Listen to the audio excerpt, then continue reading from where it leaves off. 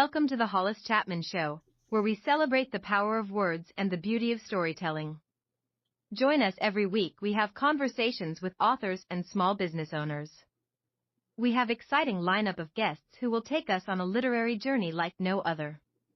Join us as we delve into the world of authors and small business owners from diverse backgrounds and cultures, each bringing their own unique perspective and voice to the table.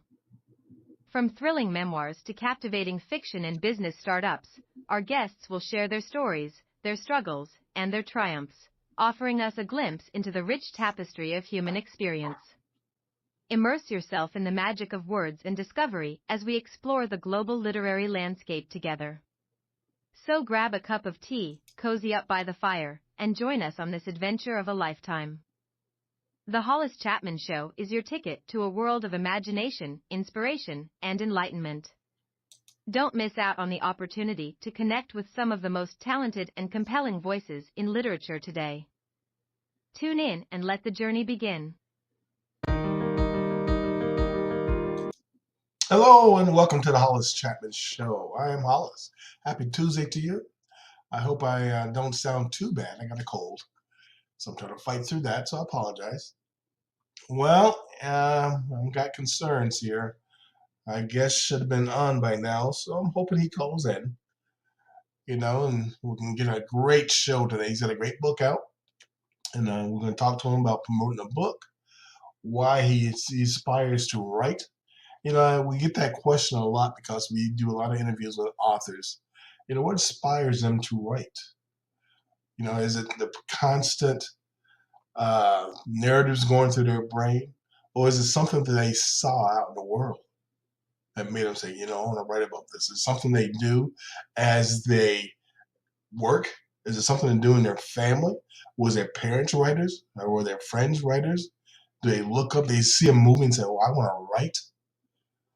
There's a lot of stuff out there can really make people want to do things like that, writing, doing a book. Because writing and doing a book is not easy. You commit, and once you commit, you got to finish. You got to finish it. And that's what most things about life is finishing. Again, before all the shows, I always listen to my kind of pump up music. And mine is Michael Jackson stuff. And I was watching some stuff this morning and listening to different people talk about him and his dedication to perfection, his training. And it goes the same thing in business. It was the same thing in writing. Being meticulous, being on top of your game. And then you practice. One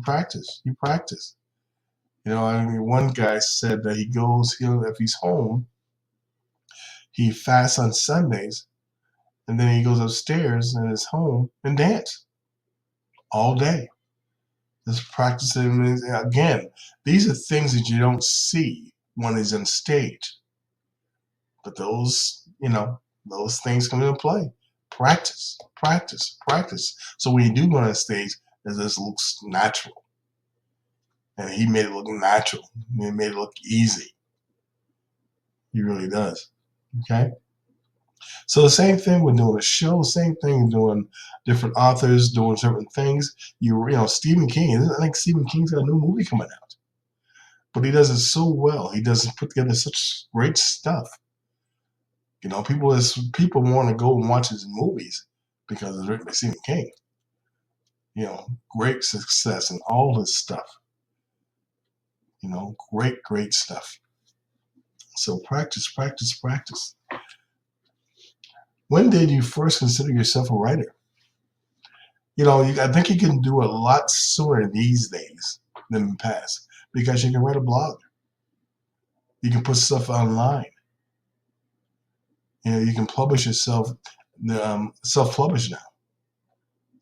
So back in the old days, it was you don't tell people you were a self-publisher. They didn't have the opportunity to self-publish. So now you can sit there and say, I'm a writer, very easy, very quickly, and you're not looking down upon it. You're a writer. You write blog posts. You do some things. So that's great. So when did you first consider yourself a writer? Things change. It can be as soon as you post that, I'm a writer. As soon as you sit there and do things online, I'm a writer. you know. So again, a question to different authors: why did you choose to write in your particular field of genre? Why did you choose to write about romance? Why did you choose to write about horror, thriller, drama? Again, was there something that you saw? There's something that that's just really got you going and you want to write about it? What makes you write in a genre that you wrote? What makes you do that? Okay, those are great questions. Those are great thought things right there. So you're full-time, part-time writer, and how does that affect your writing? Full-time, part-time. I think in general, there's not a lot of full-time writers. Maybe if you get older, you retire because it's so competitive. There's so many authors out there, so many books coming out every year. I think there's 1,000 new authors a year come out.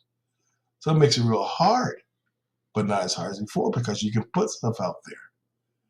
You can put some reels out there on YouTube and stuff like that, and you may get picked up. You never know. You put a chapter on YouTube, and you put some characters together, you get people to do it. Who knows?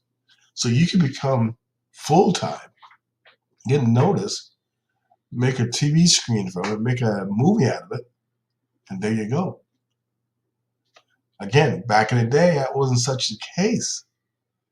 It's always waiting for the big guy to sit there and say, yeah, we'll get to it soon. And your manuscript is sitting on his desk, and he's got so many manuscripts sitting on his desk, you never really get to it. So that's very frustrating there. Okay. Again, this is Hollis. I guess, again, we communicated this morning, so I don't know what happened. I apologize. I do not like saying I'll have a guest on the show, so apologies for that. We do have a guest, Candace, coming on Friday, so hopefully everything goes well, and hopefully I feel better. I don't feel great today. Oh, hello, sir. How you doing? Good morning. I'm doing JT. Hi. Okay, hold on, JT. good. How are you doing? I'm doing well. Hold on 1 second. Thanks for calling in. I appreciate it. Let me mute your microphone. I'll give you a proper introduction, and then we'll go from there, okay? Perfect. Thank you. All right, guys. Our guest did call in. Very exciting, okay? Our guest here is going to talk about his newest book. We want to ask him what inspires him to write. When did he first consider himself a writer? Why did you choose the field and genre that he is? So without further ado, let's welcome to the show our special guest, JT Bailey. All right, so you're back on live. All right. And we were talking earlier. I was just kind of killing some time till you got on. We talked about different things. So I want you to introduce yourself. Tell us more about yourself and your new book, sir. Awesome. Good morning, by the way. Thank you so much for inviting me on this show. My name is JT Bailey. My real name is Jet Bailey, but I used the pen name JT because I like the sound of it. I'm originally from Liberia, which is on the western part of the continent of Africa. So it's the western northern part of Africa. But I've been in the States for 17 years. So throughout school, writing, reading, that has always been a passion of mine. So when the opportunity came or when the inspiration came to write the story, I just had to, just to get it off my chest. So Tell me your title of your new book. Tell me the title, and how did that title come about, sir? yeah, it's called Rise of the Dark Whisperer.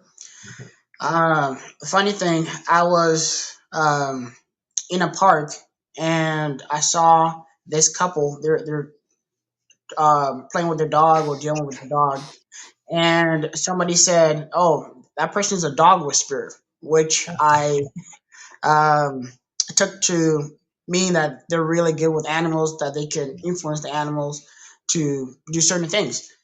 So I thought, well, what if a secret group, a secret society had the ability to